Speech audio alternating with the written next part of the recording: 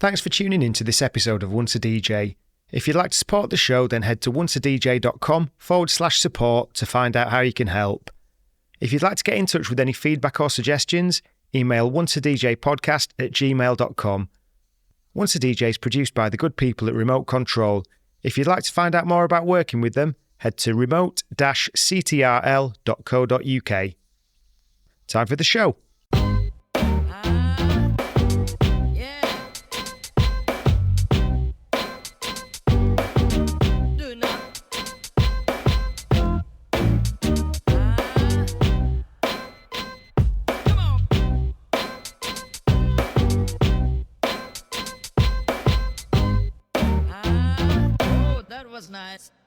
Once a DJ is brought to you with the support of Vinyl Underground Record Store.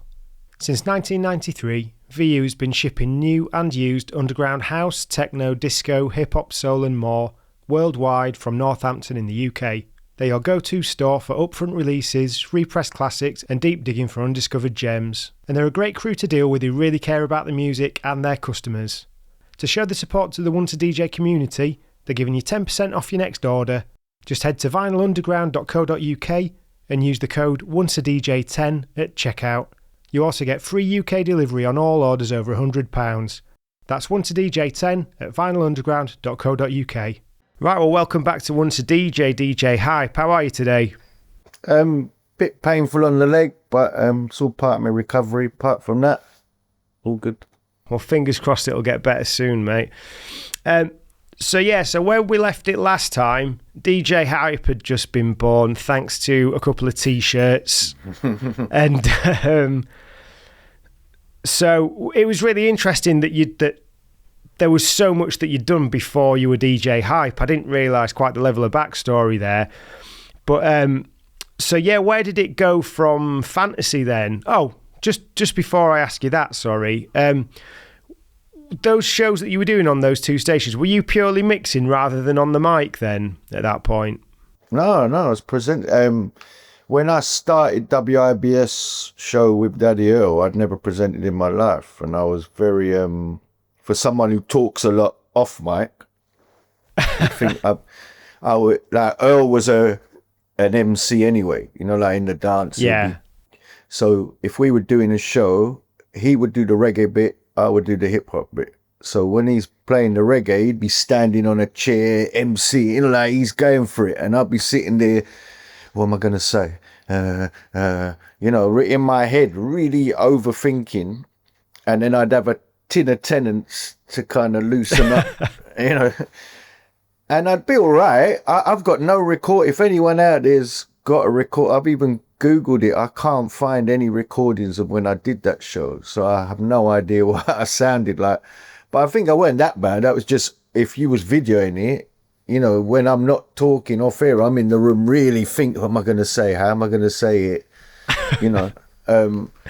But then by the time I'd gone on Fantasy, which wasn't that big of a time frame, because I think it was 1989 I was doing both. 1989 I joined Fantasy, straight away on there, mixing but talking. Yeah, right, just because on the ones that I'd listened to, I think it's someone else doing the talking, you see. That's why I was asking. Of what, Fantasy? Yeah.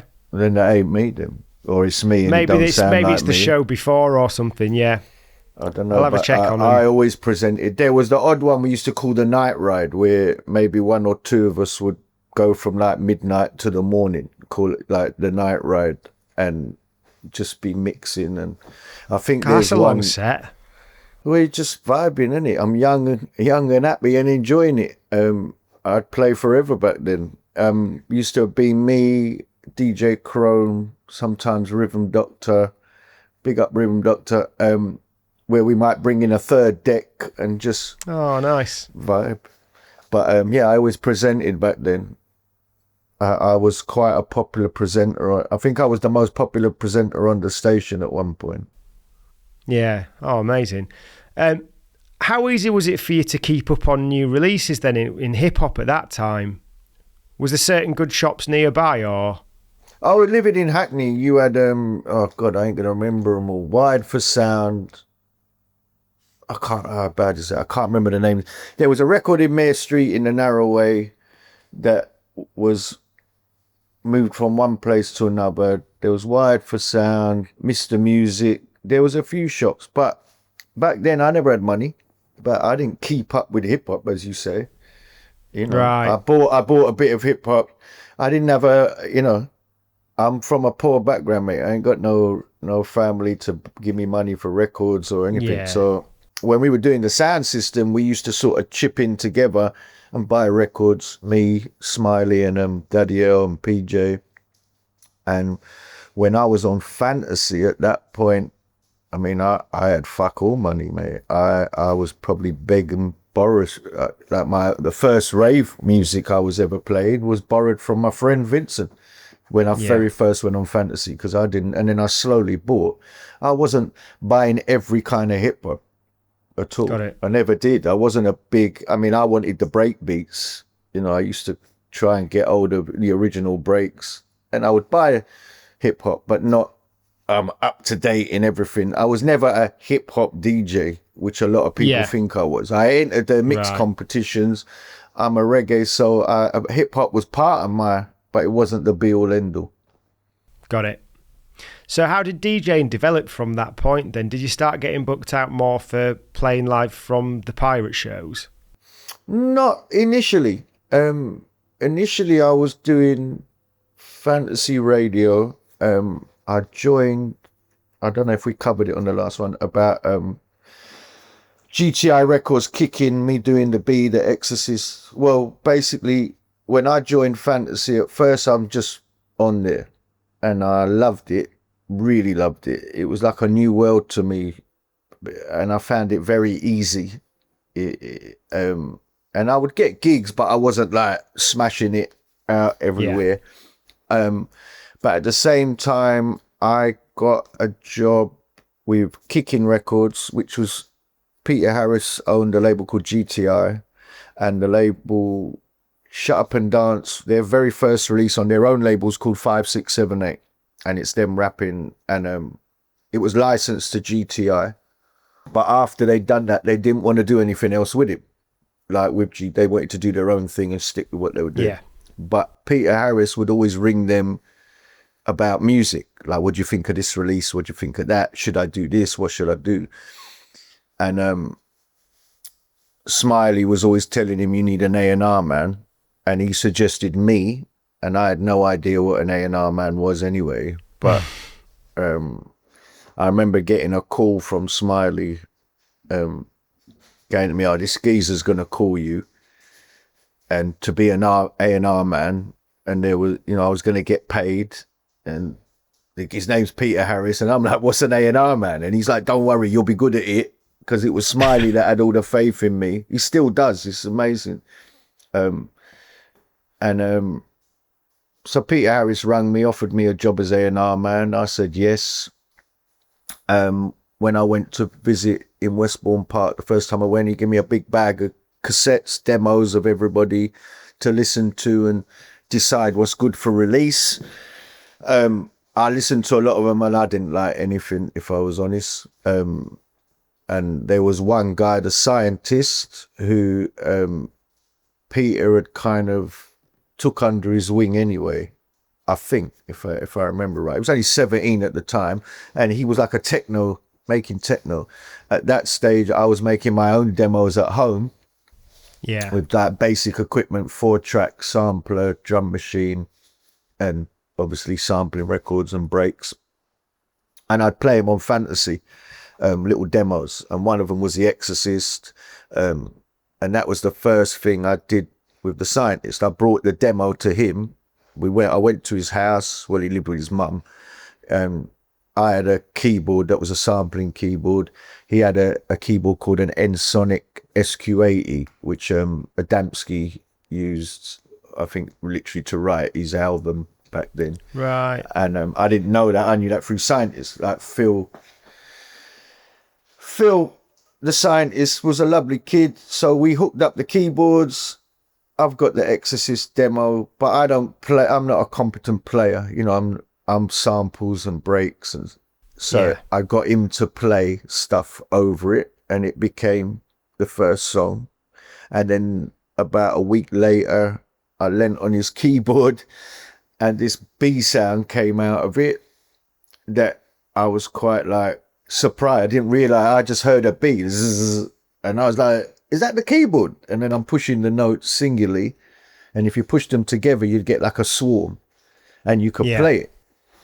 And back then, people took LSD and trips, like in raves. I've never done that, but I've heard stories where people tell me they're raving and they felt like, there's spiders in their hair or something, So in my head, I think I was about 22 at the time, I had this great idea of like, if we make a tune with this sound, if you was in a club tripping balls and there's like bees coming out the speakers, that's going to fuck you up, So we made this tune called The Beat. So the Exorcist and The Beat was made probably in about a 2-week period. And then they came out one after the other, and they were very successful tracks back then. So even then I wasn't getting I was getting DJ work, but not loads. And I wasn't earning a living, as they say. Yeah, I was earning the money that I was getting paid to work at Kicking and a bit of production money. Yeah. So how long were you doing the work at Kicking? Not that long, because I fell out with everybody. Working with the scientist, I, at the time, didn't want to be the artist. I wanted to be a cool, my mindset, I'm going to be this cool producer, as long as I've got production, everyone, what I learned back then is if your name ain't on the front of the record in big, people ain't reading the small print. Even nowadays, I meet people go, I didn't know you made that song. And I'm like, yeah. But I probably blame myself for that. So he was doing the interviews, like he was doing, like he's the front man. Yeah. And at that time, what was happening is we were making the music. The music was great, but he was getting interviews in magazines and he's not even mentioning me. They'll be talking about the techno side, the keyboard elements, and he's very talented guy. I'm not taking nothing away from him. I thought he was a genius back then, but it weren't all him. They would also go, well, there's a lot of hip hop breaks and reggae influence and blah, blah, blah. And they'd be like, yeah, I've always been into reggae. No, oh, that's hype. So that used to piss me off. Then I'd have Peter Harris in the office on the phone all day talking as if the whole thing was his concept. So they're all taking credit. And I'm sitting in the middle feeling a bit disgruntled about it all. And then one day I just made a decision, because working with the scientists as well, we'd done the Exorcist, The Bee, and then we'd done one called Sound Clash, which was under another name, Kick Squad. And all those tunes done well. And all those tunes were done with him and me, but he's listening to me. I'm making the suggestions. It's all going fun. Then all of a sudden, 3 singles in, we're doing a track. I'm coming back the next day. He's like, I made a couple of changes. It's like, cool. When I listen back, I'm like, this is a different tune. This is not even the tune we're working on. And what he's done, I don't like any of it. So it was like you stop listening. Also, by then, he's got people around him that are friends, people that just, I call them yes men. So when he's playing the tune, they're all loving it and telling him how great, stroking his ego. And now the person that was giving him the advice that was working, he's not listening anymore, because now I become the bad guy, like everyone else likes it. I mean, where I am in my career now, I'm used to it after many, many years, certain people listen and certain people, as they get more up the food chain, they stop listening. It's like their egos get bigger. But I mean, back then anyway, so the music was changing to where I'm like, this is not me and I don't know what you're doing here. So I can't relate. You're not listening anymore. So I'm like, fuck this. I don't want to do this no more. Then I'm looking at Peter Harris on the business side. I'm not getting paid that great. I feel like I'm being undervalued. Yeah. And I'm that middle wheel that's keeping it all. So anyway, I just said to them, I'm leaving. I've had enough. Then I left, and Peter Harris, quite a strong-minded, he was a very good businessman for him. So I thought, that's it. you know. And then about a month later, I got a phone call from him, and he wanted me to come up and have a chat. And I went up there, and I was very shocked because I didn't, you know, when I left, I wasn't like, oh, I'm amazing, you lot need me. I was just young, feeling like I'm not getting I'm the sort of person, if it's not working, I'm off. I don't want to work with, and if I'm not getting on with you for any reason, I'm off. Especially back then. So he called me back, and I went up to Westbourne Park to kick in and sat in his kitchen, and he begged me. I was sitting there quiet, and he was very, very nice to me, respectful, but was literally begging me he said, I'm begging you to come back. I need you in this, you know. But I just said, I can't do it. I said, I just got no good vibe because I didn't trust him business-wise, and working with scientists, you know, at that point, the ego had got bigger. I mean, now I'm older, I realise it. He was 17, you know, he went from nothing, living at his mum's, to living upstairs at Kicking, getting like £600 a PA. So, you know, part of growing up. So it went like that. And that was all whilst I was on Fantasy. So sort of 1991, that era. I don't think we'd done anything in 92, but I can't remember. My memory's not that great. And by then I was going to move on to other people that I worked with on different labels before I actually started doing my own labels. Yeah, so what came next once you left Kicking? At that point, I knew Mark Ryder from being in DMC in the mixed competitions. And at that time, I very much liked the guy, got on with him quite well.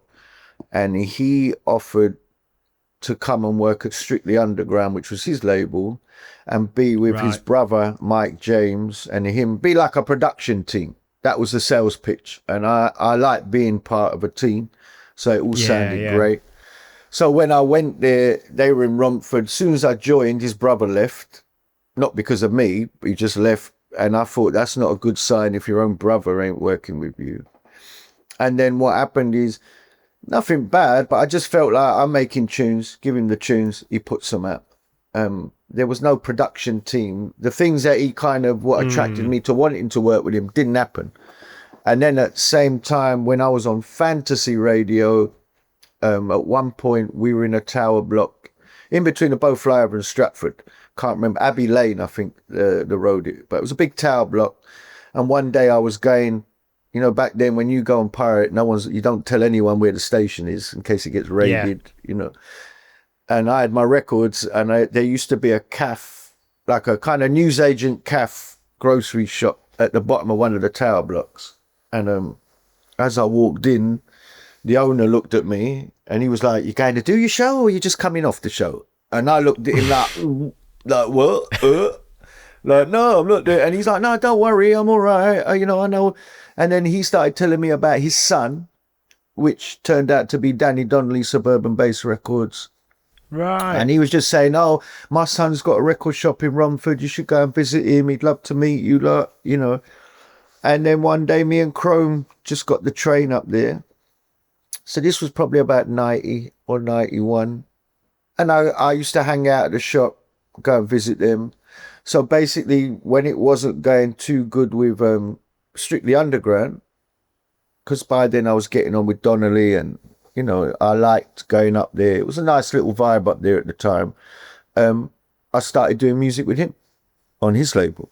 And I done Shot in the Dark, Trooper, Roller Beats, you know, a couple of remixes. And initially I was really enjoying it. So from that point then, when did the music start to develop more into jungle? I don't know what you call jungle. You mean pure jungle, like modern day tradition? Or it's all kind of jungle. No, you can go back to, if I play you the beat is break beat, bass line. Yeah. You know, like the influence is there. You know, like we're pre-jungle, but it's, you know, myself, Shut Up and Dance. There's other producers that were making music that wasn't, you know, 160 to 170 BPM or anything like that. But it was you know, it's got the break beat, it's got the ragga sample. But, you know, if you listen to Sound Clash Kick Squad, you know, that's got that but it's not modern day traditional. I'd say for me, making just what you'd call modern day, not even modern day, like 94 jungle, probably Yeah, 93, yeah. 92, 93 is when it was getting less hardcore, more jungle, if that makes sense. Yeah, so were people starting to kind of split into the two different sort of styles a bit more at that point then? Well, there was a lot of splits. If you go 91 to sort of 93, that era, when it was the rave scene, like there was like a split that was kind of like, you got the breakbeat side, which is not necessarily jungle, but it's got Right, jungle. yeah. There's jungle here, you had the hardcore sort of rave scene that went like breakbeat, and then other people stayed purists, like house, techno. And then you had this British sort of hardcore kind of sound, hardcore jungle, I don't know. And that probably run 91 to 93. And by night, I mean, there would have been, proper jungle made in that period, but where scenes are started. And then the kind of happy hardcore lot started going that way. And then you had your jungle going, like hardcore was one scene. I hate doing this because I'm not always perfect with my analogy, but roughly, Yeah, you've got this yeah. hardcore scenes as a mishmash of, you see, like you got Shut Up and Dance, putting the break beat in it, and you got the techno influence, you got the stab sounds. It's quite noisy on a lot of the tunes. And then what happened, like after you had the rave with the techno and house and hardcore split. I'd say happy hardcore and jungle, because I do events like Dreamscape, Helter Skelter, where they'd have, like a jungle DJ, a happy hardcore DJ, a jungle DJ, that would be the lineup in room one. And at first it was the kind of hardcore sound that was dominating happy. And then we just took over. I think it was DJ Vibes who was by then playing a lot of happy hardcore. You had your sort of Dougal, Slipmat. They'd all took that path. And then I remember one of them I'm sure it was Vibes, who was like, he goes, "You lot are going to be ruling this room soon." It's like he knew it, and then within a year or, those events, it was mainly jungle in the room one, and you had obviously your pure jungle events, like your Jungle Fevers and your roasts, Desert Storm, and so many. Once a DJ is brought to you with the support of Vinyl Underground Record Store. Since 1993, VU has been shipping new and used underground house, techno, disco, hip-hop, soul and more worldwide from Northampton in the UK. They're your go-to store for upfront releases, repressed classics and deep digging for undiscovered gems. And they're a great crew to deal with who really care about the music and their customers. To show the support to the Once a DJ community, they're giving you 10% off your next order. Just head to vinylunderground.co.uk and use the code ONCEADJ10 at checkout. You also get free UK delivery on all orders over £100. That's ONCEADJ10 at vinylunderground.co.uk. I wanted to create a product for the listeners to be able to support the show and for the guests as a token of gratitude for being on, so I've teamed up with Sure Shot Shop to create some Once a DJ 45 RPM adapter clamps. These are my weapon of choice as a 45 adapter, as they add stability and grip to aid you in any setup. These are available for £25 each plus flat fee postage from onceadj.bigcartel.com, and if you'd like to see the other models you can buy and also customise, check out sureshotshop.com. Yeah, because I remember, I'm a bit younger, so at that sort of time, it's more like just the tape packs that I was we'd be swapping them around at school and stuff. And It was always, say you'd get 6 tapes in a Viberlite pack, for example, it was always the Jungle one that was the best one. Yeah, well, Viberlite, that's Mansfield, isn't it? Viberlite, was that? Or Doncaster? No idea. I just thought because your accent, you'd know. I don't even know it. No, I just assumed everything happened in Milton Keynes for some reason.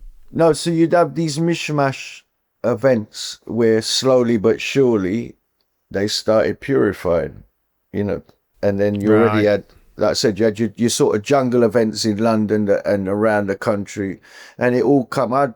Some people disagree with me, but I always say I think end of 93, beginning 94 is not where jungle started, because a lot of people muddle up when I say this, like they think I'm saying, oh no, it was going on here and there. So I never said it started, but it's when it actually blew up, and became like an actual trend in, like dance magazines, it became, even though there was a strong infrastructure and underground anyway, but then it becomes mainstream. We're being interviewed in magazines, majors want to sign people, that was the difference. So when did your DJing start picking up then? I'd say about 92. 92, I started just getting more gigs, because I was still living in Walthamstow, my mate. I used to have a little diary, I never had it. No one had agents, promoters phone you, you do the bookings and you just go and do it. Yeah. And initially, I've always been, 91, I went Japan, we Shut Up and Dance. I think then I wasn't doing I was DJing, but like I said, I wasn't paying my bills with it. Yeah. How was that as an experience? The first time, crazy. I love Japan. And then I went 92 and I thought that was on the back of the Shut Up and Dance tour. But apparently it was a Japanese magazine came to London to check out, the rave scene and said that Orange at the Rocket was the best club in London and that I was the best DJ on the night in that club. So I ended up getting I think I did a 10-day or 2-week tour again in 92. Oh, amazing.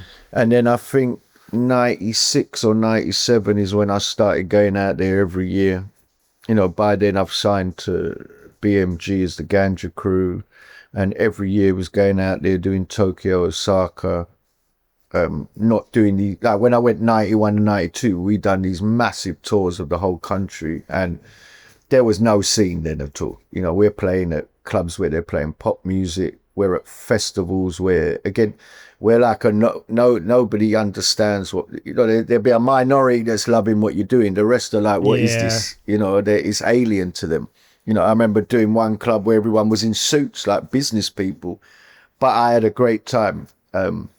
I've listened to a few podcasts where they're with sort of old mixed martial arts fighters, and in that sort of scene, one thing they talk about is how well treated you are in Japan, but the other thing they talk about, and you can see like on early sort of mixed martial arts, like the footage, like the crowds are absolutely silent. There's a kind of, there's no rowdiness there. They're just really sort of quiet and respectful. Maybe at that, but the raves, they love it. It was just what I'm talking about when I was initially going.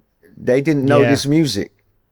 Like once it got established, he used to do a club in Tokyo called the Liquid Rooms, and then you'd go to Bayside Jenny in Osaka, and these crowds are like, you're like a pop star. They're going nuts. If anything, they're going more nuts. I found Japan, if they're into something, they're into it.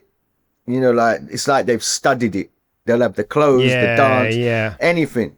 If they like punk rock, they didn't. I don't know about now. I haven't been through it since before lockdown, but it seemed to me like you've got traditional Japanese culture, and then you've got the West that they emulate. They didn't seem to have their own underground scenes. So they're, so if they're into what you do, they'll probably know more about you than you, because they'll study it. So I remember going to a reggae rave there when I was touring in 1992, and there was not one black person at this reggae club, apart from I think it was Gemini or Jemmy Magic, I can't remember which one. There's a couple of DJs they're playing at a club, but all the girls are dressed, it's all Japanese, but they've got the fashion to the T. All the guys have got bandanas. They're all talking yardy, but with, like a couple of them talking to them. They go to Jamaica to emulate patois, so they can come back. And so they get into, I love Japan. I like the people there. Whenever I've been there, I've been treated lovely. For a city that's so compact and busy, there seems to be a lot more order than, say, London. Yeah. So when this sort of like the jungle scene was kind of starting and it was all starting to kind of find its own lane and take over in the raves, then who were the other DJs that you were around that were kind of really at that sort of era of it?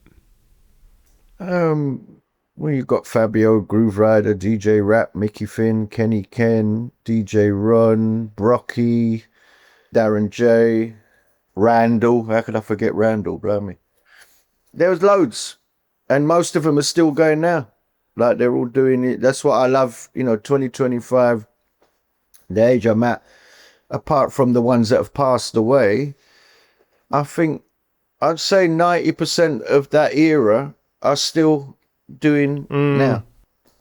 Some are doing better than others, but most of them are quite good. Oh, Brian G. I forgot to mention Brian. Obviously, Goldie. Goldie's still doing what Goldie does. Yeah, they're all still there. What it always looks like as well, if I see a post on any of you guys where you've like bumped into each other or you're doing something together, it just looks from the outside like a really like close-knit community as well. Well, what you mean now or back then? Now, if you see things from now, it just looks like everyone's still really close. Well, because we've all known each other for 30 years at least. I mean, Fab and Groove, I've known since probably about 1991 doing Orange at the Rocket, especially Groove. Randall the same. And, Ron, like I said, I think I mentioned it, I've known him since about 1984 or 5 from the Sound System era when he was in TNT, I was Heatwave. And the longer you know each other, I mean, there was a time when I looked at a lot of those names as my rivals, like I said, because I had a Sound Clash mentality. I'm not looking at them as friends. I'm judging them on their mixing and that's it. But knowing them for as long as I love them all. I really do. And they, like, when I see them now, sometimes I get a little bit emotional about it. And also just seeing us, we're all different characters, even though we're part of this family that you call Jungle Drum and Bass. Everyone's done their little bit in a different way, paths of, and I like, sometimes when I'm out, I like, we're still here, and we're still relevant. And we, like I said, the way UK dance music has spread its wings into all different, over the years, whether it's UK garage, grime, drill, the dubstep, it all kind of floats back to where we were. Yeah.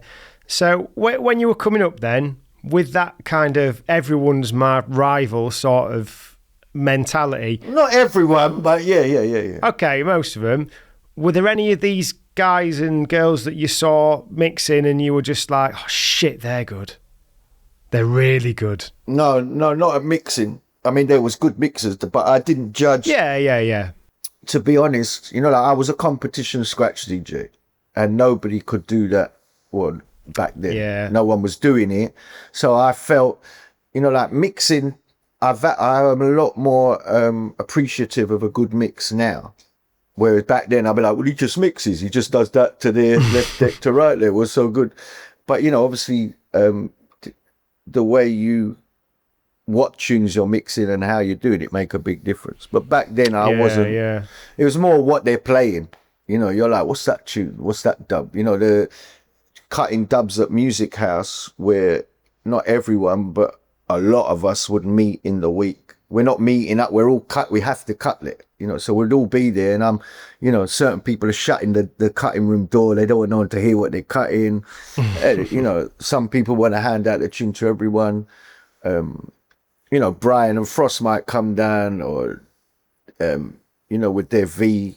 They had some great music. And, they're not giving it to me, for about another year. But it was all, it's like friends and rivals at the same time. We all kept each other, I believe. Also, there was a lot more musical individuality and musical, what's the word? I don't know the right words, but we would look out for each other. If you turned up at Music House to cut a song, and then Leon or Paul or Chris is cutting it, and they put it in, and they thought, that sounds like a hype tune. They'll be telling you that straight away. Mate, this sounds like a hype. They'll be phoning me, hey, this geezer's copying you. People in the music house, if there's other DJs that might, we'd all be saying to you, mate, where are you going with it?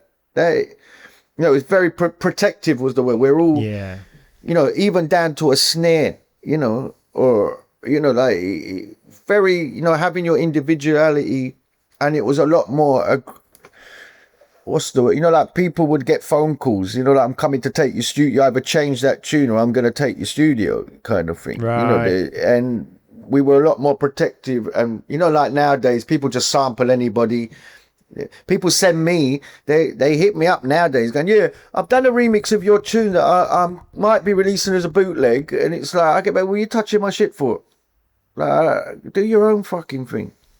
And then I get other people to go, well, you sample. And it's like, yeah, but I didn't take a reggae tune, sample it, and just make the same reggae tune. You know, like you take a part of tunes and create your own thing, you know, which is very different. So, yeah, it was a lot more protective back then. And that's where you'd hear what's coming. You know, it keeps you on your toes. Yeah, it must have been hard to kind of like stay ahead of the game with that sort of thing. No. I think I probably find it harder now, although I don't, because I'm not trying to stay ahead. Like when I was young, you're just doing it. Like you've got that natural. No one's sitting there going, "Oh, I can't keep up with everybody," unless you were shit. You know, you're in a competitive business. You know, it's because you get people, oh, no one likes my tune, but I'd get people coming down there, or I've done a mix, can you listen to it? And I'm like, what am I listening to your mix for? That's not doing nothing. And also, I was very, not ignorant, but, you know, like no one opened doors for me. Yeah. You know, the character I am, how I looked from my humble beginnings, you know, like I had to fight my way through and prove who I am. Yeah. Nobody went, he's not all that, but we'll give him a go. You know, you got to, you know, the proof of the pudding's in the eating. So it wasn't hard. We were just doing it. We were loving it. It was, like I said, the beauty back then. The scene was big, but we as a collective, most of us would see each other regularly. I felt like it's, you know, like a musical Costa Nostra, our thing. You know, yeah. And you know, like nowadays, there's people drum and bass jungle work in all industries. You know, back then, majors. You know, like we were the first generation. You know, the majors didn't understand it. They'd sign. I remember the guy that signed me didn't have a fucking clue about anything. You know, and he'd be telling me what he's doing and how. And I'm like, you know, and if I played him a song, whatever I played him, oh, it's amazing. And in my head was like, you don't know nothing. You know, whereas now there's people that are grown up on the music, work in the industry, you know, they have a bit better understanding of it. Yeah. But, yeah, it wasn't it was a natural challenge, but it was something we all loved doing and enjoyed and bounced off each other, I think. Friendly rivalries. Yeah. And, yeah, I mean, there'd be moans as well. There'd be times when certain people are at Music House, you know, kind of slagging off one style over another style but it was always quite unified to a point. Yeah. Tell me if you're sick of talking about this then, but something I found interesting when I read Rap's book was she was talking about the time when Incredible came out and saying there was like a big boycott of that. What's your memory of that? Yeah, there was a big boycott of it. No, he is supposed to have said he run jungle. I didn't hear the interview. I just heard that. And then I remember at the time I was on Kiss. I had a tune at the time called You Must Think First on Ganja, one of my labels. And Frost kept using that, I think, if I remember. He'd play the tune and be having a go at General Levy, who now is total opposite. Everybody's forgotten and moved on from that, you know. But at that time, yeah, he did pretty much got boycotted in a big way because, you know, what was told was he basically went on wherever he was interviewed and said he runs jungle. So it was more that than the tune then itself? Nothing to do with the tune. Everybody played the tune, right. Supported it. It was just he. And if you watch his interviews now, and he says what he actually said, and he didn't mean it in the way it was perceived. And for years now, everybody's loved him. Look, he's massive. He's probably bigger now than he was back then. You know, I saw him a couple of weeks ago at a festival I did, and, you know, we had a video together. He's a great guy. He's a good ambassador. Very, he got integrity in that. He's not like a big ego who turns up and acts like he's the be all end all. But yeah, back then, it's what he said. Nothing to do with the song itself. You know, the song was an M beat with him, massive tune, you know, and we were all playing it, everybody, you know, like, and then all of a sudden, like I said, because what he said or what he was alleged to have said, everybody was like, we're not playing it no more. And Yeah, got you. but yeah, like I said, that's all in the past. You know, everybody loves him again, and we've loved him for a few years now, quite a few years. You know. Yeah. So did that song kind of signal like a bit of an explosion in jungle, or like was that a point that changed and made it mainstream? Maybe it must have had something to do with it, but at the time I wasn't seeing it that way. I just saw the scene naturally was getting bigger. But of course, it was I can't remember. I think it was number one in Japan or something. It was, you know, it was a huge shoot. Look, it's still today. You know that, and look, he performs it today, and everybody. It's probably, you know, that and Original Nutter are probably the two. You know, if you was going to have a pub karaoke night, I used to joke about it back then. You know, like, bad boys. Yeah. You know. So I know we've gone a bit forward. How did you end up on Kiss FM? Well, Kiss FM had started to do this sort of. They were going to do a jungle show, and they were testing different DJs. I wasn't in the first round of DJs. I think you had Mickey Finn, Fabio, Groove, Frost. I can't remember everybody. And then what happened is, so they were doing like a 1 or 2 o'clock in the morning show, but it wasn't a permanent show. And then they made a permanent show, which was a Wednesday, if I remember correctly. And then I think it was through that, like at the time I was at Sub Bass, and I might be wrong, but I think Donnelly put in a word for me. Nice. Danny Donnelly, but I might be wrong. And then I was asked to go on there, which, to be honest, when they were first doing it all, I didn't even want them to touch our music, because I always had a very anti, you know, like commercial radio. I'm like, they don't care about it. They're not going to big us up, and they'll just drop us. You know, they're not going to support our scene properly. But then I ended up going on there and being the longest running one of the lot. I was on there for like 25 years or something. And I left, I can't remember if it was 2018 or 19 or 17, but I just left in the end. I'd had enough. I felt like the good side of being on that station was they let me do my show the way I wanted. They never told me I got to have a guest or play this song. The downside of being on there, I just felt like they don't promote nothing. I just go and do the show and go home. I felt I deserved more than what they were giving me. And in the end, I just felt like, especially as it's moved into that digital era, that I'm like, I could probably do the same show at home and get the same listeners, you know. And I wanted, at that time, I didn't, but my plan was to get back into production then. Like, if I'm not doing the radio, use that time to produce. But yeah, I had a 25 year span on there. I think I won a couple of awards. Once a DJ is brought to you with the support of Vinyl Underground Record Store. Since 1993, VU has been shipping new and used underground house, techno, disco, hip-hop, soul and more worldwide from Northampton in the UK. They are go-to store for upfront releases, repressed classics and deep digging for undiscovered gems. And they're a great crew to deal with who really care about the music and their customers. To show the support to the Once a DJ community, they're giving you 10% off your next order. Just head to vinylunderground.co.uk and use the code ONCEADJ10 at checkout. You also get free UK delivery on all orders over £100. That's ONCEADJ10 at vinylunderground.co.uk. I wanted to create a product for the listeners to be able to support the show and for the guests as a token of gratitude for being on, so I've teamed up with Sure Shot Shop to create some Once a DJ 45 RPM adapter clamps. These are my weapon of choice as a 45 adapter, as they add stability and grip to aid you in any setup.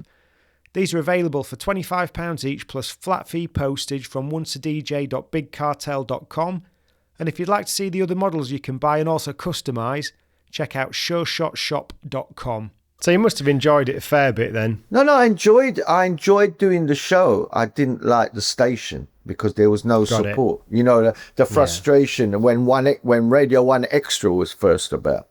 You know, like, and I think Bailey, DJ Fly, L Double, they had a show. And I knew at that time, because you get the listening stats, you know, how many, like, me on Kiss had a much bigger audience. But I get what, 30 quid a show.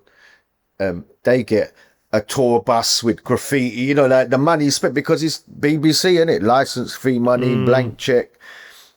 And they get the promotion. And at the time, I just started thinking, they don't promote nothing for me. Like, why am I here? And even at the meet, all the specialist DJs used to complain. And the people at KISS would say, like, we have specialist DJs because by law, we have to keep our license. And if it was up to them, KISS, they would have just had it 24-hour pop music or like commercial music. Because you got to understand, when you're a commercial station, there's a lot of money you got to generate to run it. You know, it's not like a pirate station where you got to mix 2 decks and let's go. And, you know, you're up against someone like, that's why it's the Radio 1. You know, I'd go there and be a guest on people's show. There's like 4 people doing one person's job. And I'd be like, how do you look? It's just a waste. You know, when I did KISS, you know, like if you've got to pay for everything, you're more shrewd with what you're spending. If you're getting a blank check every year, like the BBC, and then they still go, oh, we need more money. You know, and I'm like, what do you look? You lot just waste money. Worse, I'm still waiting. Like, I don't understand how the BBC still get a license and we're all forced to buy it. It's like, so when you were at KISS as well, you won the Best Radio DJ at the Hardcore Awards for that show. And I think you won a few more awards, right? Well, I've got 20 behind me that I'm not going to go through them all now. But I think there's one I haven't got that I won, but I never received it because I wasn't there. And then I made a big fuss about collecting it. That went on for about 4 months. And then finally they phoned me up. Yeah, we've got it here. Come and get it. And I never did go and get it. And that was a UMA, Urban Music Award. I think it was 2007 or 2008, around that time. And, I've won from my awards run from 1989 was the first award I won, which was in a London Mixed Championships. And my last award was DJ Mag's Soldier of the Scene for Best of British, and I think that was where's that one? 2020. So it's 5 years ago now, and I've been. So that's a long time to be getting awards for, isn't it? Well, I've won. The only thing I've never won is Best Producer, and I've never really looked at myself as one of the best producers because, especially having a big break, and I like writing music, but I'm not technical, and you know, people like what I do, but I wouldn't sit here and put myself as a top producer in the scene. I'm all right. You know, but I've won best label nights, best compilations, best DJ, best international DJ, lifetime achievement, Hall of Fame. Is there one that's like more special than the rest of the others? I think it was basically one extra DJ of the year, Extra Bass 2007, Extra Bass Awards they called it. And they phoned me up and said, I've been nominated.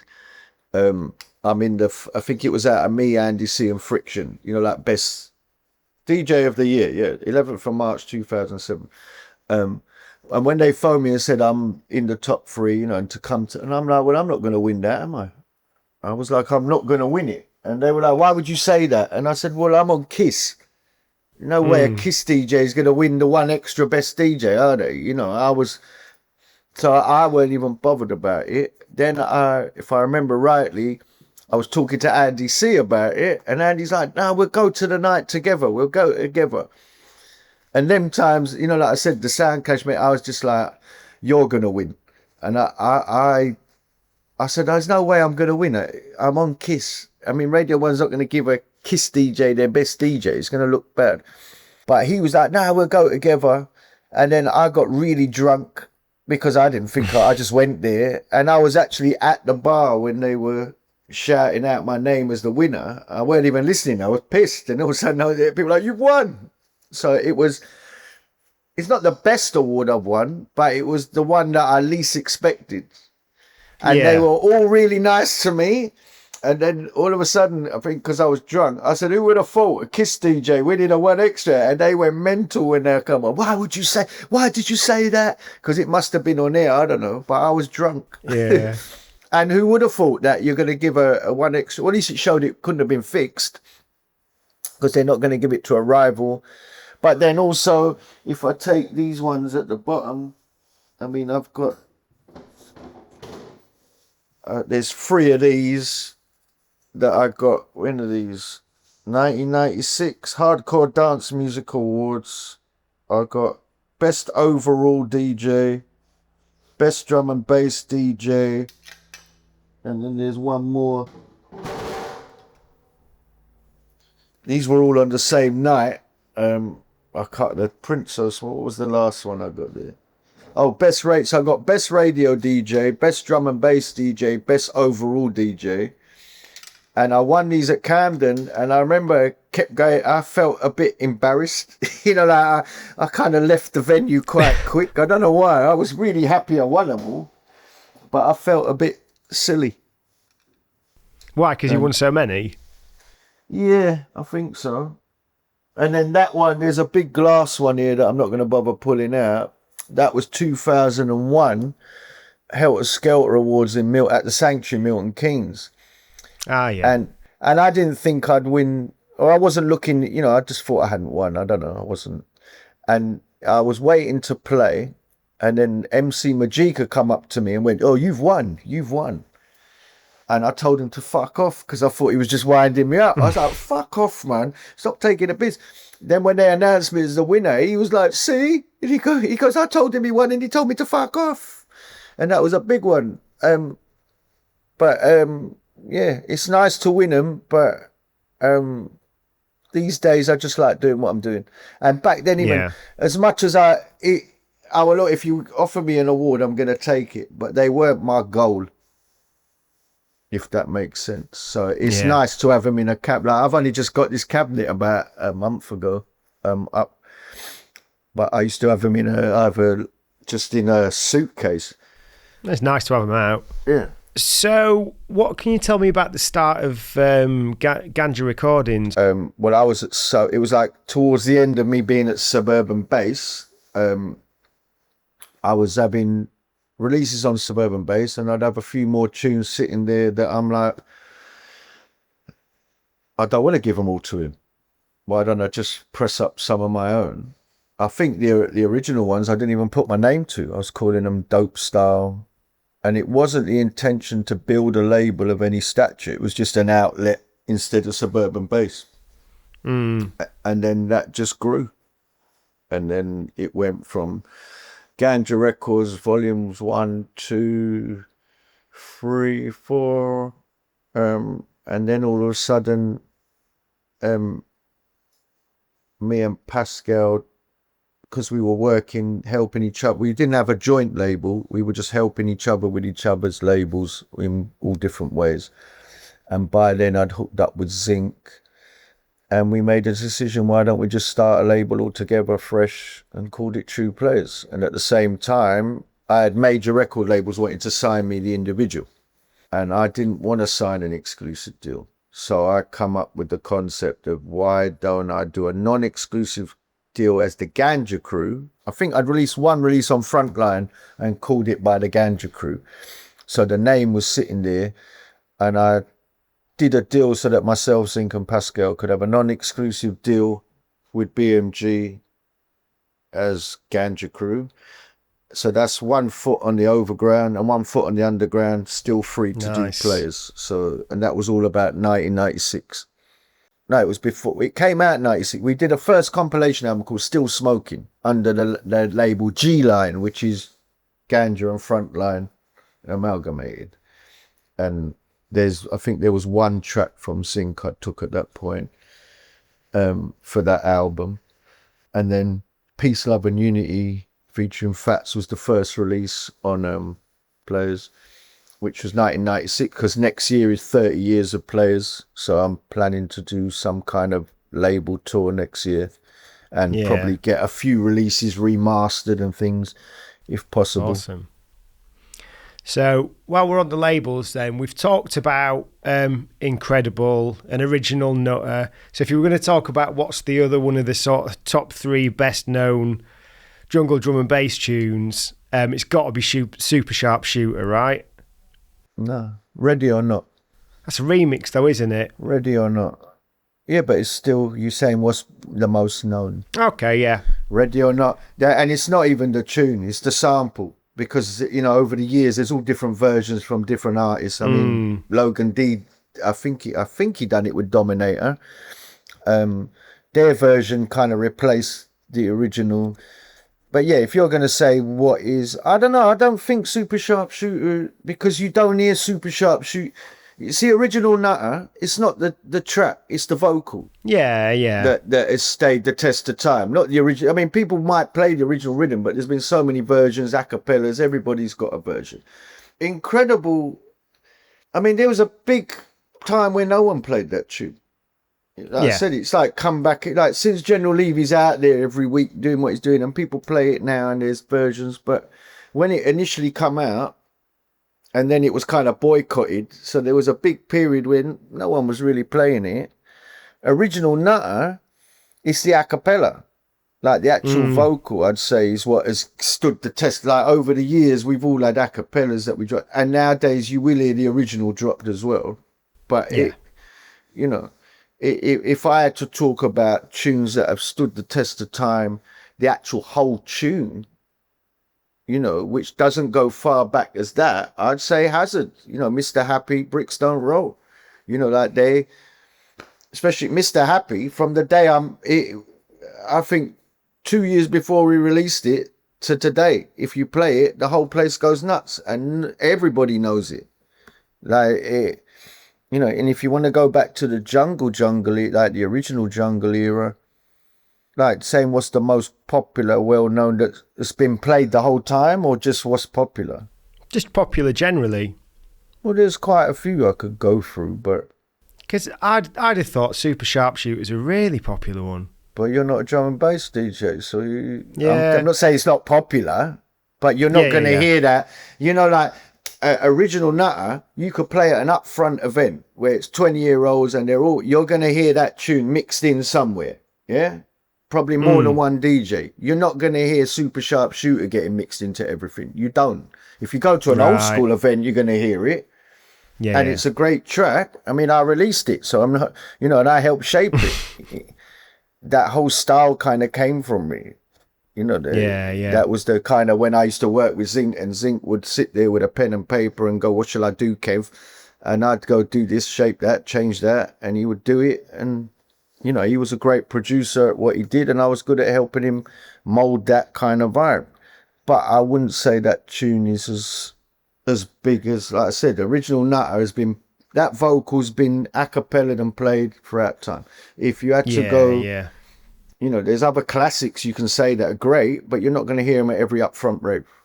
Sorry, you're just not. And you don't hear... Super Sharpshooter, there was a remix done of it about 1.5 years ago by T.I. and D Mines that got a bit of play, and now it's forgotten again. Because it, you know, whereas Ready or Not, again, that not the original bootlegs, but the sample itself. Ready or Not has been used loads of times, and, you know...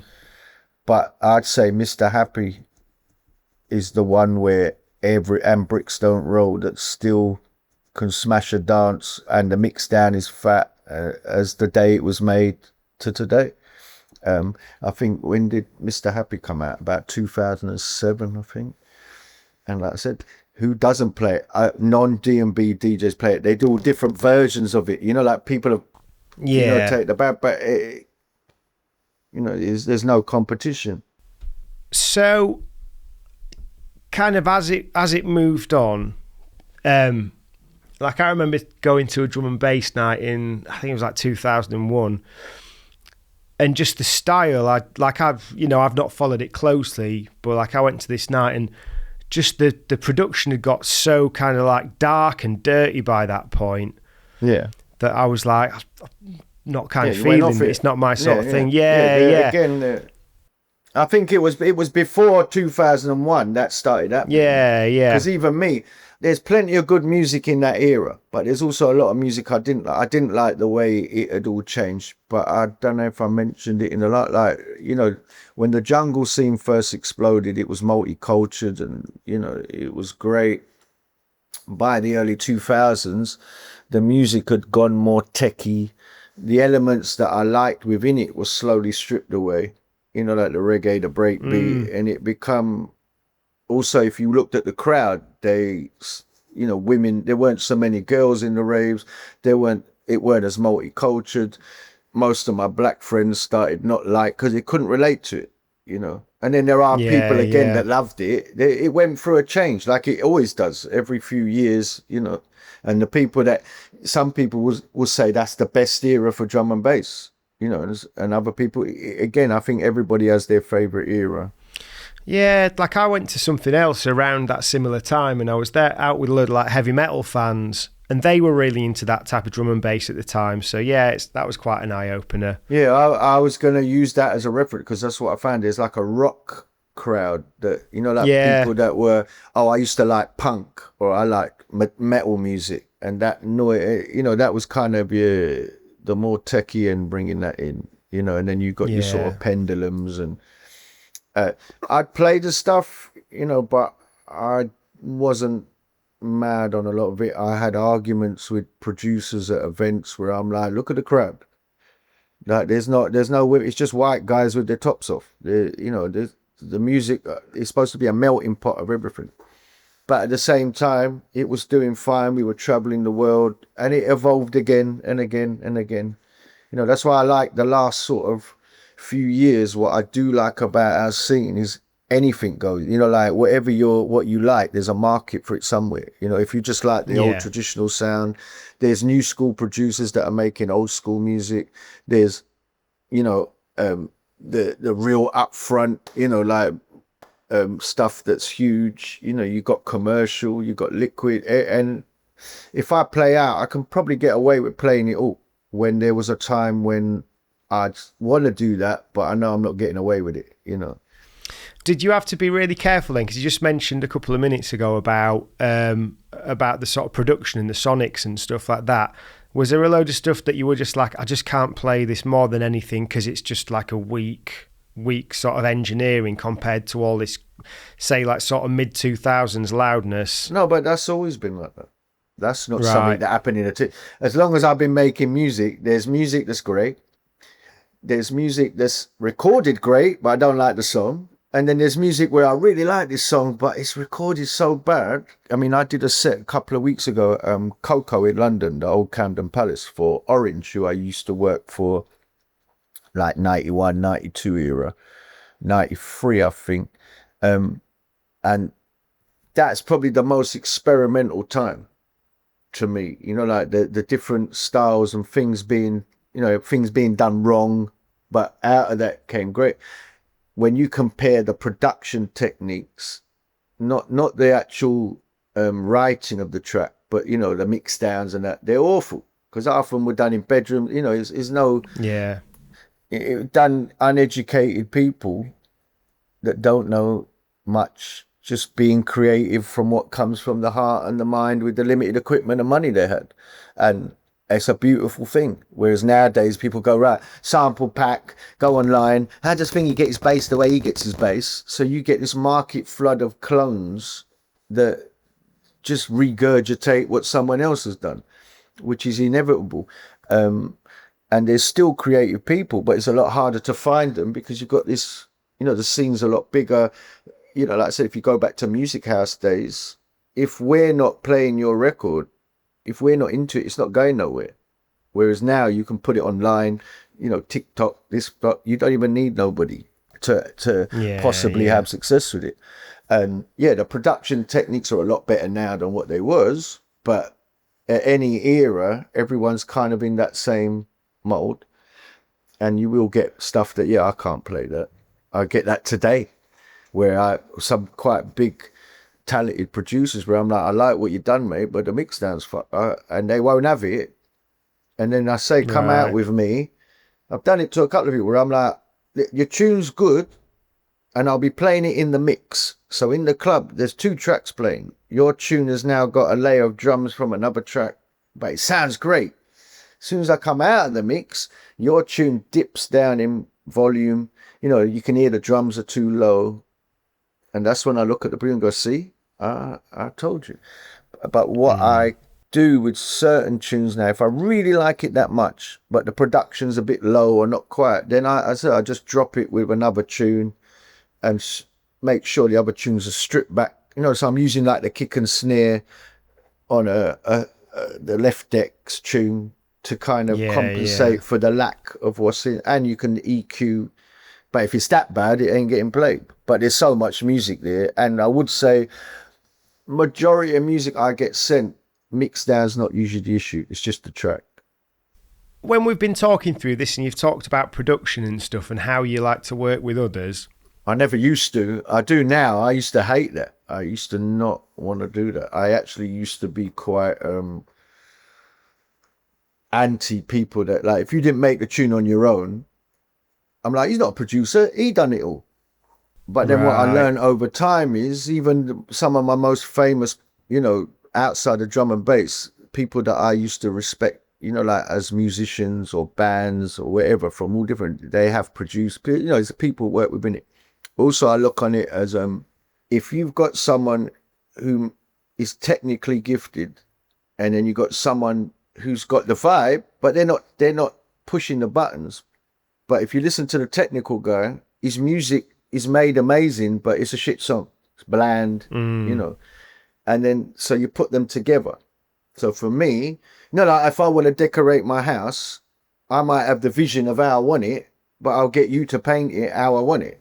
Yeah. So when I work with most producers I work with at the moment, they have an element of creativity in the track, if need be. It's not they're engineering and don't do nothing, but I'm driving the shit. Like I direct it and show, and you can hear that. If I make a tune with you, and you've got 10 tunes of your own, and we listen to your 10 tunes, they listen to the one with me, and it's just another tune you're not hearing. If I didn't tell you I was involved in that tune, you wouldn't notice, then it's not job well done. Shows I'm not doing nothing. But most of the tunes, the one thing I'm told on all the tunes I've been doing since I've been producing again and collabing is you can hear, whether I'm not saying the tunes are amazing or better or worse than anyone, they're just tunes, but everyone says we can hear you. It's got your identity, it's got your stamp on it, it's got your, typical hype, but I don't even notice that, Yeah. And I've seen a few people online talking about it, which has given me a nice confidence boost again, because that's all I wanted. Is just, I don't want to, there was a time when Hazard used to say, come and do a tune with me. But I'm like, if I come with you, it's just going to be another, I wasn't ready. And I felt I'll go there, it'll just be another Hazard tune. I know it'll be good for me to do that, but I don't like getting credit for stuff I didn't necessarily do. Yeah. And it was a challenge for me, and I'm enjoying producing again. And what I like is that I'm making kind of, I'm not trying to just, like that, this style's in, we got to make it like that. I'm like, you know what, I'm 57, I've been doing it I should be able to just make what I want to make. And luckily the first release done really well. I heard DJs playing it out. The latest one that's coming out 4th of July, I've already seen footage of DJs playing it, getting rewinds, and I've had great messages from my peers giving me the big up. That's good enough for me, Yeah. And I've got a load of other music that is coming. I'm trying to stay ahead as much as I can, because it is even though I'm not doing it to compete, there is still that competition and that sound boy underneath that's trying to get his props, but without trying to formulate. I'm just trying to, if anything, I'm going for like a dubby kind of vibe. I don't know. You go in a studio, just what comes out, comes out. I don't usually have that much of a plan. I call it just vibing, just vibes. You mentioned last time at the start of the interview that you got to a certain point, I think you said it was at lockdown, where you realised you'd kind of gone on a journey where you'd ended up DJing out quite a lot of stuff that you weren't into, and you'd kind of lost yourself. Well, you start, you kind of caught up in the crowd.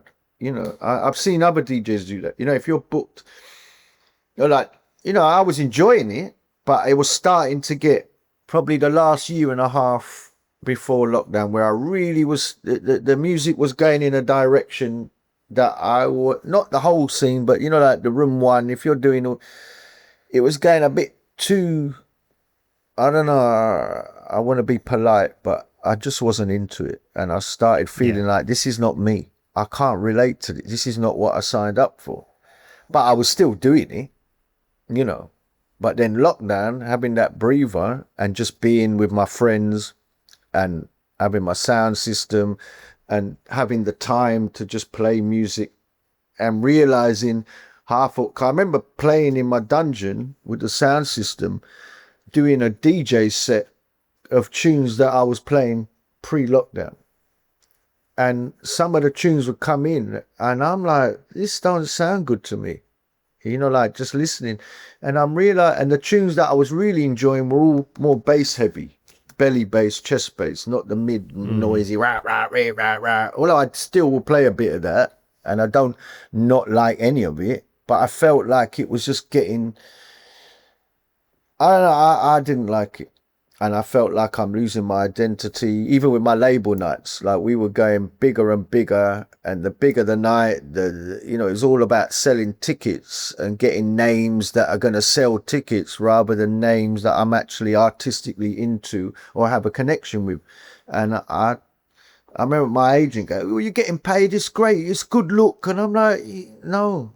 You don't get me. If it was just about money, there's a lot of things I could do over the years that I'd be a lot richer than what I am. But there's an element of I've got to really enjoy it and feel like I'm being me. And lockdown kind of released that in me again. And I made a conscious decision. I said, I'm not going back out there like I was. And I know I'm going to get less work for it because I'm not going to be playing that game. But I thought I got a 40-year legacy. I should be able to be all right.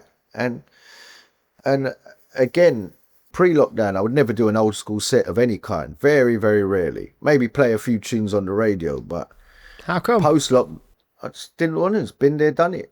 You know, I used to say this. I'm not back there. I'm going that way, mate. I'm going in. Yeah. I'm in the future. You want to go back 20 years, but then not doing it for all those years.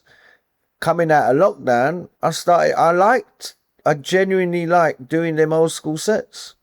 And also now you can I can do a 94 to 98 kind of jungle vibe.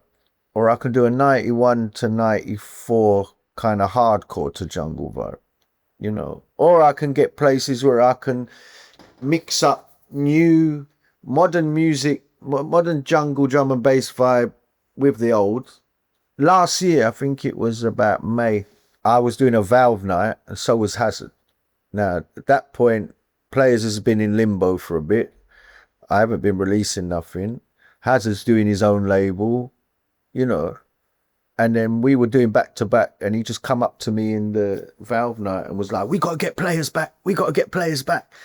And he was liking the new way I play. He was like, yeah, we were talking, you got to just keep doing what you're doing. And I was having Dillinger tell me that, just be you. And I could see that's what I needed to hear. Give me the confidence to carry on just doing. I mean, I'm not sitting here saying I'm dramatically different to everyone, but I'm just being me again rather than, right, you know, that's big. I've got to play them all. If anything, I try and stay away. I'm not saying I won't play any anthems, but I do try and stay away from that stuff as much as possible. I might, you know, even at festivals, I just don't want to do that no more. There's no point top 10ing it. There's a million people that can top 10 it. And doing the old school stuff, I enjoy it because I haven't done it in years. You know, the real old school stuff I really enjoy as well. So it's all balanced out. Even my agent said the other day, in some ways you've done a good thing by having that breather, because you haven't rinsed yourself out doing all that. You know, everyone else has done that forever. Yeah, and I guess it's nice to have had a reset and just to have that time to be like, what do I want to do? Yeah, and it's nice to do all the different. I don't know why I didn't do them sets before. When I look back, I'm like, you was an idiot. I mean, it's worked out for the better. Like I said, because I'm not bored. I think if I've been doing old school sets for 20 years, I'll be bored. Because, but now getting to play them, I quite enjoy it. I enjoy having the mixture of sets. You know, to 1 week I'm doing a 91 to 93, another time I'm doing, 2025 onwards. You know, it's great. I suppose if you'd have been doing old school sets for that amount of time, so for the past 20 years, what you might have the risk of is just being around a lot of people that are of the mindset of, yeah, it was all better back then. And because you get it sometimes with hip hop that people are like, yeah, golden era. Yeah, but that's look, you said it yourself earlier about when you you didn't like 2001. Everybody, Yeah. depending on your age, has their favorite era. Like I said, and usually it's the younger you are. You know, when you first get into something, it's new and exciting, you know, and then you get bored. Like anything. What's your favorite food? Like steak? Yeah, but would you have steak every day of the week? No. No, in the end, you'll get bored of it, innit? So, variety's the spice of life, as they say. So, Yeah, but all the people that have been doing it for years, they all still doing it, and they all look like they enjoy it still. So, you know, I don't think I would have enjoyed it as much, and I'm enjoying it now. So, and, you know, obviously, like I said, do a radio show. I do upfront sets. I do old school sets. I do mixture sets. I'm producing again. The label's up and running next year, 30 years of Playaz. So I'm in a good spot for a 57-year-old. Yeah, old fart. not doing badly.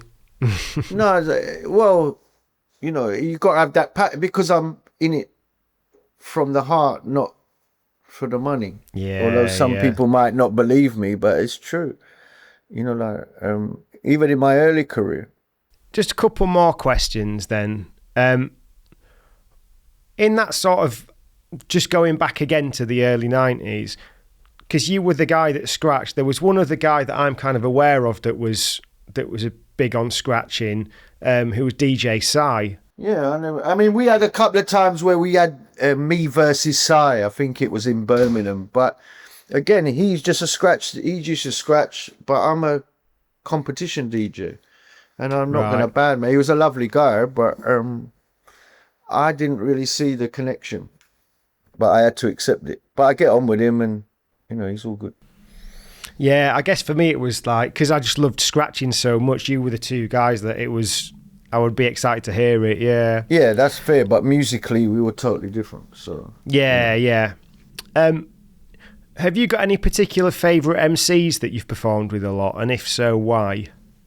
Daddy L, GQ are my two favourites. Daddy L obviously is my best friend, and we've been from one deck of the Sponge sound system to today. And GQ, I think GQ is just, again, he's from the manor.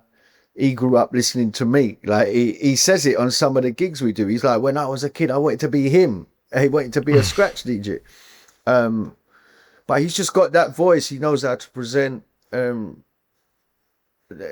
lyrical MCs, there's a load of them. They're all decent, but never was that big on the lyrical MCs in our scene. You know, like I like to play music and have someone that more hosts. Although nowadays I'm more happy to work with them. You know, whether it's Ragatouille, Shabba, you know, was it Inja, IC3. IC3 is another, but he's good at a crowd hyping. But I'd say if you look at the sort of jungle drum and bass, you know, as a scene, GQ, who's still, you know, he's good at, if you shut your eyes and you was listening to him, he can paint a picture of this, you know, if you go back to the you know, you said about the tape days and that, he paints a picture of the event, right? Not just, there's a lot of MCs in this scene that are very talented lyrically and that, but because I don't work with them a lot, when I work with them, there's no connection. Like they're just looking at the crowd going, they're not even distinguishing between a vocal tune and a non-vocal tune because they don't know my set. It's not their fault. And sometimes, you know, where they're standing, they're not hearing it right. But even that now has got better, I think, with me, because I understand them a bit more as well. Or I'll talk, look, I'm going to play a couple of vocal tunes here, so I need you to not, you know. I never understand when you're playing a vocal tune and an MC starts rapping over it, because that's like me and you talking at the same time, like, you know, no song exists. You don't buy a song where listen to this song and it's got a guy rapping and another guy rapping totally different lyrics over the top of it. Or when an MC starts singing over the, like you're playing the song and they're singing and they can't sing better than the song. So I'm like, why are you ruining the song by singing? But they're all quite professional these days. But this is the same with scratching with you. Yeah, it's how you do it. Some people don't, even that. I mean, I've got an award in that cabinet for best compilation. I think it's D&B Arena. I done one up. And I remember when it was out, people that love it, it sold well. And then you get the ones, oh, he scratches all over it and he done a mix. It's like, yeah, it's a mix CD. You know, you can't please everyone, no matter who you are. But like I said, with the MCs, it's Marmite. You either there's people in that crowd that they live for the MC and love the MC, and they're a huge part of our scene. You know, like there's no doubt about that. And I would never want to take anything away. And then you got another side of people that don't want to hear them. They just want to hear the music or a host a little bit. So it's horses for courses, isn't it? It's what you like. And there's enough of both to cover a scene. But yeah, I was just going to say with you scratching, that the thing is like that, like what I used to do, if I used to try and scratch, I'd just be going mental trying to do the fastest scratching that I can on things. No, I used to be more melodic. I'd make it, I got told, I used to get told this, it wasn't my own view, was that, you know, you do it a bit like an instrument, you know, you're not just, like I said, I used to hear battle DJs, you know, like, remember, I'm battle DJ from like 1987, 88, that era. You know, I haven't I'm not a battle DJ anymore. So my scratching is quite basic for modern day scratch DJ. But what I try and do is do it in rhythms that complement the song. Because sometimes I used to fuck up on purpose, because I used to think people don't even know, they just think it's part of the song, you know. But that's it, yeah, being in the pocket's where it's at. Yeah, but this day and age, I don't think people are that into that. There's a small element of people that appreciate it. I think most people, they don't even know what's, you know, the modern day DJ, what CDJ, they're more, you know, the crowd respects someone who does that more, you know, the natural having skills. Oh, he looks too serious. It's like, yeah, I'm concentrating, working on, I'm not got a smile and wave. Yeah, not doing t-shirt cannons into the crowd and... No, but I try. These days, I do have a little, I call it drunk dad at a wedding, start getting me skank on. Amazing. Right, so what else can we keep an eye on? Because you've mentioned that you've got the 30-year anniversary of the label coming up. Anything else we need to check for? Well, label-wise, July the 4th is a track called Kill Something coming out, a collab with a guy called Jappa, and that's on the Return of the Dubplate Killer Volume 2, which has got that track from Hazard, track from Taxman, track from Tyke and Prestige. In regard to label, I've got probably 3 or 4 more tracks that I've written that I don't know if they're going to be up together or part of, because Dubplate Killer project is ongoing, so it's going to be a volume 3, volume 4. They'll just keep going as and when I get various artist tracks. A guy called Similar's doing an EP. Hazard's got an EP coming. They're coming later this year. Heist, Tyke. And like I said, I've done remix for Crate Classics, which is David Rodigan's son. It's called Rude Boy Sound. I've done a remix for Green Sleeves, Nitty Gritty False Alarm track that I'm not sure when it's coming out, but it's done. I recently got asked to remix a track for Rudimental that I was supposed to have started about a week ago, but we didn't get time. I found some vocals from one of my best friends who passed away from the scene, MC Fats, that I made like a liquidy. It's not liquid, but for me it is. But I call it liquid with balls because it's got quite heavy meaty bass. I've done that with Heist, and I don't know what I'm doing with it because I'm thinking about, because next year's 30 years of Playaz and Peace, Love and Unity was the first release on Playaz, that maybe I keep this track back and maybe have a bash at remix in Peace, Love and do like a vinyl, you know, like Peace, Love, nice. A Fresh Fats track and a remix, but not sure. And then I've got, what's the other two? There's a tune I'm doing with Jamie Rodigan that I'm trying to finish this week that is quite cool. I really like it as it is. It's just the sonics ain't right. But if you listen to it here, it will sound fine. I'm supposed to be doing working with Potential Bad Boy on a couple of tunes, but it's very hard finding the time at the moment. I've got a project on the go with Tyke, I started something new with Jappa yesterday that will hopefully be the follow-up to the one we got coming out 4th of July. So I'm just busy producing. Yeah. Having a broken leg at the moment, I've had to turn down a lot of international work that I was already booked to do, which has been not good. Like I was supposed to go to Kavos to do Breakaway. I was supposed to go to Bali and do Locust Festival, which happened last week. My next international, I think, is next week, which is Croatia, hospitality on the beach, where we've got a Playaz stage, and I'm doing a boat party. But I'm going to the hospital on Monday because the last time I went for a view, they said you still can't fly, you know. So, and now I'm going 30th of June, I'm going again. So if they give me the go ahead, I'll be going Croatia. If they don't, I can't, which is quite frustrating. But health first, isn't it? Yeah. Well, fingers crossed for you, mate, that you're able to do that. And thanks a lot for your time today and the other week. I know, as you've obviously just said, you're mega busy, so really, really, really appreciate it. Thank you. Great stuff. All right, mate. Well, all the best. Cheers. Thanks for tuning in to this episode of Once a DJ. If you'd like to support the show, then head to onceadj.com/support to find out how you can help. If you'd like to get in touch with any feedback or suggestions, email onceadjpodcast@gmail.com. Once a DJ is produced by the good people at Remote Control. If you'd like to find out more about working with them, head to remote-ctrl.co.uk.